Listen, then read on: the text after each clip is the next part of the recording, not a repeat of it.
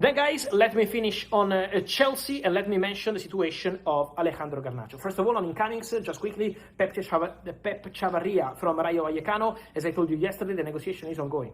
The negotiation is advancing, the negotiation is proceeding for Pep Chavarría to Chelsea. So they are trying to find a solution. Rayo Vallecano and Chelsea, the player has an agreement, wants to go to Chelsea, it's very clear. So now, negotiations underway for Pep Chavarría to Chelsea. Xabi Alonso wants him, and I think this deal can get done in the next days. The conversation is well underway. Also, some confirmation arrived. Now, I want to speak on Chelsea, as they were led to believe a bid in the region of 12.8 million would be enough to sign Chavaria. But Rayo Vallecano are believed to now want closer to £21 million. Chelsea are not willing to overpay and feel the goalposts have been moved during negotiations. This is an interesting time for Chelsea because they're also having this with players that they're trying to sell. They want a fee up front of around £40 million for Alejandro Garnacho.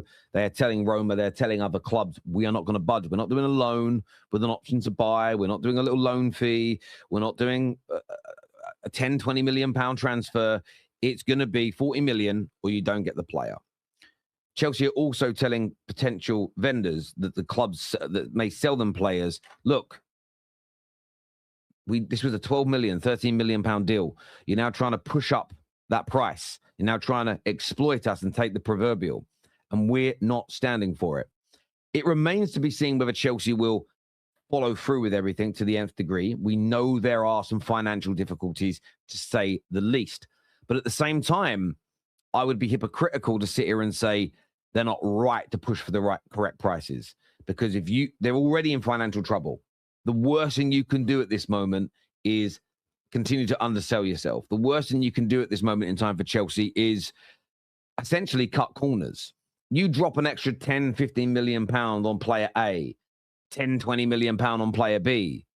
Player C may not be purchased, especially if you're selling players well below valuation or well below the price that you want. So theoretically, if they allow Alejandro to go for 20 million pounds and they buy two players for a combined 30 million pound over their asking price, you're talking 50 million pound gone, finished, eradicated. And you'll get football fans that say, Terry, it ain't my money, I don't care. Well, you will care when there's no money left. You'll absolutely care when there's no money left. You know, when you're a kid and you say, Mum, buy me that, please. It's only £5.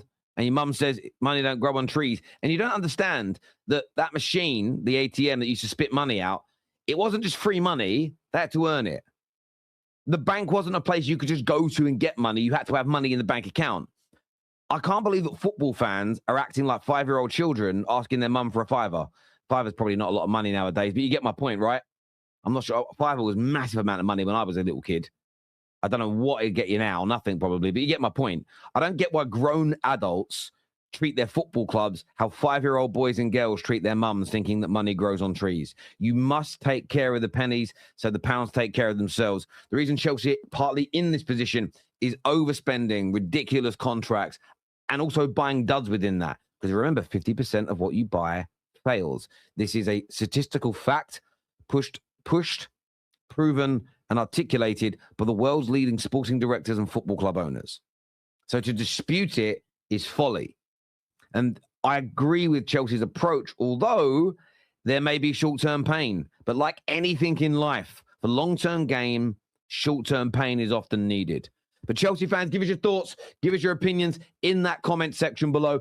Big shout out to Kalshi. Like, share, and subscribe. Go and get yourself signed up if you are an eligible US resident today. It's the most amazing prediction platform in the world, the biggest in the United States of America as well. Until next time, take care, goodbye, God bless, and I'll see you soon. Peace! Marc Cucurella walked out of Stamford Bridge and straight into the Bernabeu. That left a hole, a specific hole, left wing back, tailor-made for Xabi Alonso's system, and Chelsea needed to fill it before the season slipped away from them. Now, in the last 24 hours, that hunt has taken a dramatic turn. A new offer is on the table, personal terms are reportedly done, and the man at the center of it all has a story most fans have never heard. This is the Pep Chavarría deal, and why Alonso wants him more than almost anyone else this summer. Let's start here, because this signing only makes sense once you understand the player. Chavarria didn't come up through a glamour academy. He started at UE Figueres, a tiny Catalan club, and didn't make his senior debut until he was 18, coming on for the final 11 minutes of a 4-0 loss in Spain's 4th tier.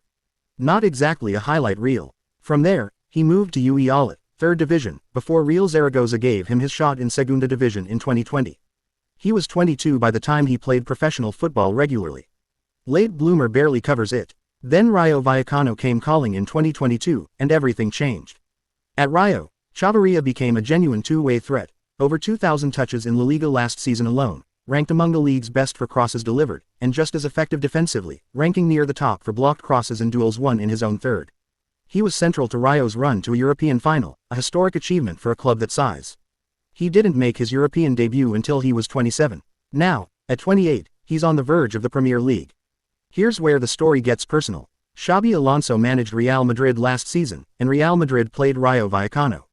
In November, Madrid traveled to the Estadio de Vallecas and walked into a wall, a 0-0 draw where Rayo's defensive shape suffocated Madrid's attack. Chavarria was the man tasked with marking Brahim Diaz for 90 minutes, and by every account, he won that battle. Alonso remembered, so when Cucurella left for Madrid and Alonso needed a replacement at Chelsea, he didn't ask his scouts to start from zero. He gave them a name. Reports out of Spain describe Chavarria as a specific request from Alonso himself, not a shortlist candidate, the priority target. It also fits the system. Alonso wants energetic, disciplined wing-backs who can operate in a back five, the same profile Alex Grimaldo gave him at Bayer Leverkusen. Chavarria isn't Grimaldo's equal as a creator, but as a relentless, high work rate runner who can defend and support the attack, he checks Alonso's boxes. Now let's talk numbers, because this hasn't been simple. Chelsea's opening move came in with an offer around €9 million. Rayo Vallecano rejected it immediately. No negotiation, just a flat no. Losing your best left back for that kind of fee, after a European final run, was never going to happen. Chelsea regrouped. According to Matteo Moretto, they've now prepared a significantly improved offer, a package worth around €25 million including add-ons. That's not a minor bump. That's Chelsea signaling they're serious, and they're not walking away. And crucially, the player's side of this is reportedly already settled. Chavarria has personal terms agreed with Chelsea. He's said to be dreaming of the Premier League, and by all accounts, this is a move he wants.